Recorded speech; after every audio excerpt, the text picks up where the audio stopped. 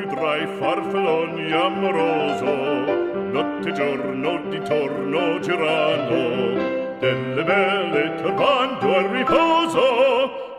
Estamos acá para celebrar los 25 años de Comiqueando y mostrar el video inédito de la Comiqueando inédita. Es una Comiqueando que en la tapa tiene tres precios diferentes, uno para Argentina, 6 pesos, que en esa época eran 6 dólares, 3 euros para España y 30 pesos mexicanos, obviamente para México, pero que en realidad no se pudo distribuir ni en España ni en México, ya que solo se distribuyó en Capital Federal. Solo tenía 2 publicidades que fueron las que se cobraron, el resto no las pudieron cobrar, no las pudieron poner. ¿Por qué? Porque no respetaba los cánones de lo que era una revista profesional, porque claramente esto es una versión no ilegal, pero sí no oficial, que la hizo la Corsi Junior.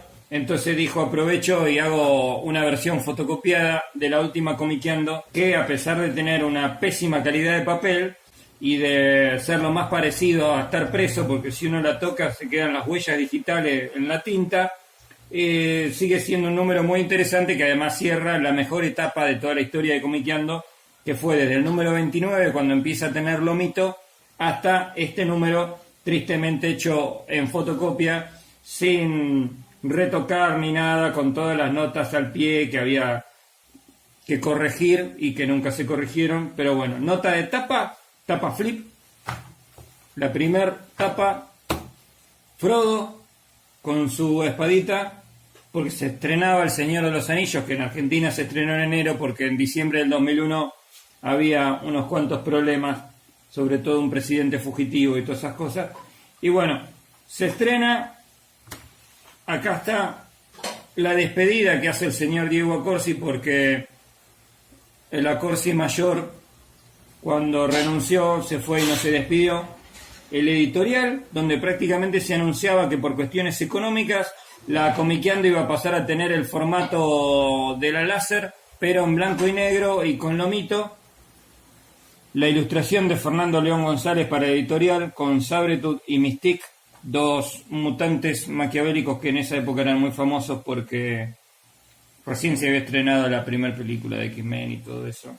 El índice con Alita, que parece un juego de Sega. Siempre tenían un chiste en la parte de los créditos. El chiste este es muy loco porque dice, ganó el voto impugnado. Recuerden que los Accorsi, la gente de Comiqueando, hacía campaña por el voto impugnado y tenían boletas con Darkseid y todo eso, y en realidad la única vez, si mal no recuerdo, que ganó el voto impugnado, al menos desde que regresó la democracia en el 83, fue en octubre del 2001, donde el presidente de la Rúa pierde contra el voto impugnado. Entonces el chiste de este número era, ganó el voto impugnado, salió campeón Racing, que dicho sea de paso, Racing en el 2001 sale campeón después de más de 30 años que no salía campeón. Se estrenó la serie animada de la JLA, la serie animada de la Liga de la Justicia, producida por Paul Dini y Bruce Timm, que era la secuela de la serie animada de Batman de los 90 y de Superman. Y ponen como chiste, ¿en qué país viven los que dicen que el 2001 fue un espanto? Bueno, evidentemente esto se hizo antes de que el presidente se tomara un helicóptero y que otros 5 presidentes cobraran jubilaciones de por vida por trabajos de escasas horas. Acá se habla de todas las noticias, novedades. Entre las novedades en la sección figuran los Ultimates, que era la nueva serie de Marvel, el cómic, que era la versión Ultimate de los Vengadores, que iba a venir un preview en el número de Wizard, también de esa época, del último trimestre del 2001, último cuatrimestre del 2001, y que el preview nunca lo pudo publicar Wizard. ¿Por qué? Porque justo cayeron las Torres Gemelas y en Estados Unidos se suspendió momentáneamente el correo. Entonces Wizard publicó solo las primeras páginas con unos diseños de Brian Hitch, el dibujante que era muy famoso en esa época y que ahora es un dibujante que no ha pasado el paso del tiempo. Una reseña sobre cómo fue la Expo Comics y Anime, un evento organizado por la gente de Ibrea, A4, la revistería y Entelequia, que de acuerdo al señor Accorsi mayor fue un fracaso. pero bueno, no estábamos ahí para verlo y que conste que la Corsi Mayor y Leandro Berto siempre había una pica entre ellos. Reseña de fanzines, todo esto. Acá se habla de Diego Cortés. Diego Cortés era tremendo guionista cordobés que tuvo una editorial bastante próspera que se llamó Llanto de Mudo, publicó un montón de cosas en Córdoba y después falleció. Y bueno, acá estaba dando sus primeros pasos en el 2001. Ficha sobre Rogue, una de las mutantes más lindas de los X-Men, muy buena ficha. Y la nota prometida, El Señor de los Anillos, Frodo, Gandalf, la hija del cantante de Aerosmith, Tolkien, una nota hecha por el Accorsi Jr., muy completa, muy bien hecha, con muchos datos, bastante interesante. Hablan sobre las adaptaciones en cómics de Tolkien, que eran escasas, casi nulas. Muy buena nota, muy interesante. En la sección pantallazos, que cubría todo lo que era cine y televisión, hablan sobre el muy buen rating de Smallville, que recién comenzaba a fines del 2001, que duró 10 temporadas y más de 200 capítulos.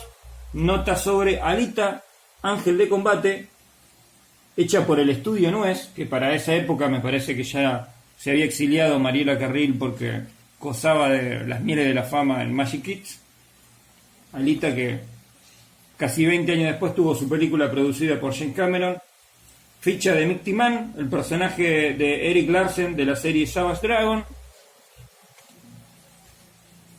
La publicidad de la escuela de Garaycochea, un gran caricaturista que también falleció en los últimos años. Nota sobre la Liga de la Justicia, que abarcaba el número 200, probablemente uno de los números más clásicos de la primera etapa de la Liga de la Justicia. Nota sobre X-Factor y una ficha de Plastic Man en el suplemento que quedó incompleto por el cierre de la Comiqueando de la Liga de la Justicia. Plastic Man, gran superhéroe creado por Jack Cole en el 41. Se da vuelta, tapa flip, nota de tapa Alan Moore. Esto es muy loco porque la Comiqueando no hacía notas sobre autores. Había una decisión editorial de la Corsi Mayor bastante controvertida de no hacer notas sobre autores porque ellos a los autores solo los querían entrevistar y nada más, y se perdía mucho con eso porque en realidad tampoco entrevistaban muchos autores. Ellos iban, los Accorsi se turnaban para ir a la Comic Con de San Diego y al que no agarraban, nada, se perdía y nunca había notas sobre ningún autor. Hicieron una nota sobre Alan Moore, muy buena, muy interesante, y acá está. ¿Qué venía la nota? ¿A qué venía? Por el estreno de From Hell, una película protagonizada por Johnny Depp, que ya pasó de moda, protagonizada por Heather Graham, que una gran actriz, que Don Murphy, el productor, dijo que ella en esa película no actuó tan bien como debería. La película no era gran cosa, como adaptación es pésima. Cantaba Marilyn Manson y ya con eso dan una idea de que poco y nada tenía que ver con un cómic de Alan Moore. Y bueno, y acá hay una nota sobre Alan Moore muy bien hecha por Andrea Accorsi, Diego Accorsi, Martín Casanova, donde tienen la bibliografía de Alan Moore y curiosamente se olvidan de la historia que Alan Moore escribió sobre uno de los 4 orígenes del fantasma desconocido, que además es un personaje de DC, y raro que los Accorsi, súper fanáticos de DC, se hayan olvidado de ese pequeño detalle, que además es una de las mejores historias cortas que hizo Alan Moore. Nota sobre El ocaso de los superhéroes, que es la historia inédita de Alan Moore que nunca se pudo hacer y que fue bastante interesante, donde de ahí surgieron un montón de otros cómics, como por ejemplo Kingdom Come, y bueno, sigue aún inédita, porque Alan Moore lleva décadas peleado con la gente de DC, y Alan Moore es una persona seria que no tiene precio. Toda la etapa de Alan Moore, lo de La cosa del pantano, La broma asesina, V de venganza, Watchmen, toda la etapa de sus 10 años trabajando en From Hell y para editoriales con Image. Acá le dan con un caño las cosas que hizo con Image, pero en realidad lo de Wildcats era algo bastante interesante lo que hizo con Wildcats, donde además contó con los dibujos de Travis Charest, que es probablemente el mejor dibujante de su generación, un dibujante tan meticuloso que era tan lento que los fanáticos no se bancaban que dibujara tan pocas páginas, pero que hoy uno lo ve en perspectiva y la etapa de Wildcats de Alan Moore y Travis Charest es realmente un clásico de los 90. Era algo muy, muy intelectual que probablemente como los Accorsi seguramente no leían libros de ciencia ficción y todo eso, no tenían ese bagaje cultural, no se entendían muchas de las cosas, pero sí, está muy bueno. Lo que hizo Alan Moore en Wildcats todavía se sigue reeditando y vale la pena, de lo mejorcito que hizo en Image, junto con la miniserie de Violator para McFarlane, el enemigo de Spawn, que esa sin dudas es una joya que todavía se puede leer y vale la pena. Bueno, todo Alan Moore, y acá en la mesa redonda, que era la sección de críticas, criticaban el número 6 de Bart Simpson, el número 1 de Clover, criticaban el número 1 de la secuela del Dark Knight, una secuela bastante mediocrona que por suerte Frank Miller muchos años después hizo una secuela nueva y es así, vale la pena y es como tiene el verdadero prestigio que tenía el original del 86. Nota sobre el manga de Samurai X, que en esa época era muy conocido, y una crítica a Extreme X-Men, que era una serie escrita por Chris Claremont, que ya en esa época Marvel medio lo había mandado a la vez. Joe Quesada, Chris Claremont, que es el autor más grande de todos los tiempos de X-Men, inclusive más que el propio Stan Lee y Jack Kirby. Bueno, el correo, esto es muy loco lo del correo, porque cuando se hizo todo, o sea, prácticamente esta revista está hecha como si hubiera salido a la venta, y las únicas dos partes donde dan la revista por muerta son en las tapas internas de la contratapa y de la tapa, donde se despide la Corsi Junior. Entonces este correo se hizo como si el correo realmente fuera a continuar en una próxima Comiqueando. Hay dibujos de Adrián Lodi, de Emiliano Urich, de Aníbal Romero, un muy buen alien de Nahuel Locervo, y el último lector, por cosa del destino, terminó siendo Carlos de Urquiza, de Capital, donde habla de otros lectores, habla de Esteban Espósito, Martín Cayú, Gustavo Conforti, pero la cuestión es que Carlos de Urquiza, de Capital, terminó siendo, por el destino y la malaria económica, el último lector que recibió una reseña de su carta en el último correo de la Comiqueando. Y bueno, acá en la sección 1, 2, 3 probando, que reseñaban las series nuevas, se hablaba de la nueva Catwoman, de la Doom Patrol, que no funcionó, dicho sea de paso, con un dibujante llamado Tangen Quat, que no anduvo a pesar de que decían que era muy buen dibujante. Y bueno, los rankings, donde se ponía como mejor dibujante actual a George Pérez, hoy jubilado. George Pérez, el dibujante de Crisis, co-creador de varios personajes como Starfire, Cyborg y Raven de los Nuevos Titanes, y el conocido por todos, el Guantelete del Infinito. Las primeras 130 páginas son de George Pérez y son muy buenas. Mejor serie actual, Transmetropolitan, una serie de Warren Ellis que se publicaba en Vértigo, que ya no existe más, y siempre existió el rumor de que el fallecido Robin Williams quería protagonizar una película de Transmetropolitan. No se dio, y Warren Ellis sigue sin ser la celebridad que se suponía que iba a ser. Mejor perro, un ranking donde se hablaba así sobre las superheroínas más inteligentes, lindas o atractivas o lo que sea, quién sabe cómo lo armarían. Estaba Cyber Six, que también nunca tuvo la fama que merecía. Tuvo una efímera serie en el 96 protagonizada por Carolina Pelleretti, una serie en el 2001, un anime, y ya fallecieron los dos creadores, Carlos Trillo y Carlos Meglia, grandes creadores. Trillo probablemente el mejor guionista argentino de su generación, de la generación post-Oesterheld, y Carlos Meglia, que en los 80 era conocido por la Biblia para los niños, y bueno, en el mundo tuvo un gran éxito con Cyber Six, pero nunca en Argentina. En Argentina ni siquiera cuando la publicó Comiqueando, Cyber Six era querida por los lectores. Mejor serie del siglo XX, Sandman, que va a tener serie de imagen real en Netflix. Sandman sin duda es el cómic más prestigioso de los 90. Mejor serie animada Batman Beyond, que hoy en perspectiva la verdad no sé si vale la pena Batman Beyond. En esa época a todo el mundo le gustaba, pero hoy 20 años después Batman Beyond no es gran cosa. Mejor personaje argentino, bueno, sin duda El Eternauta, creado por Oesterheld y Solano López, la historieta argentina más clásica por antonomasia.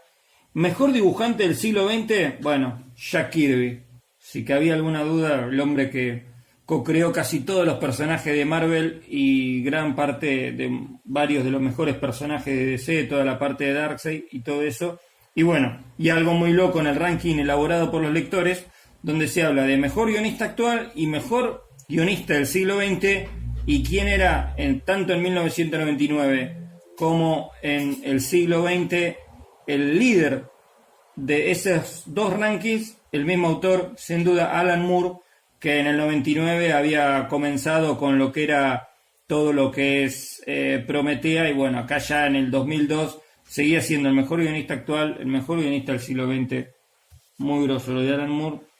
Nota ficha de Metamorfo, conocido por los lectores argentinos, primero porque había aparecido en una de Superman de Novaro, y además, sobre todo, por la Liga de la Justicia Europea, publicada por Perfil en su mejor época a partir de 1993.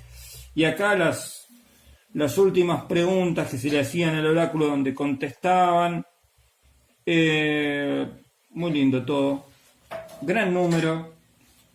Tiene todas las notas al margen de la corrección que había que hacerse y que nunca se hizo, porque en realidad esto era un montón de fotocopias que la Corsi Junior, sabiendo que se quedaba sin trabajo, le daría pena tirar todo esto, y dijo: va, la saco en fotocopias, las cobro 6 pesos como si fuera una revista de verdad, que era una locura, porque eran $6, pero aún a pesar de todo, la gente valoró el esfuerzo, porque además era el fin de la mejor época de Comiqueando. Entonces se podría decir que esto es algo así como un disco pirata que cierra la mejor época de una banda de rock. Y bueno, este fue el número apócrifo, que la escasa tirada que habrá tenido seguramente la habrá agotado, a pesar de costar 6 pesos, lo mismo que una revista, y era un rejunte de fotocopias, pero el contenido valía la pena que esto no quedara solo en un archivo, en una computadora de una Corsi.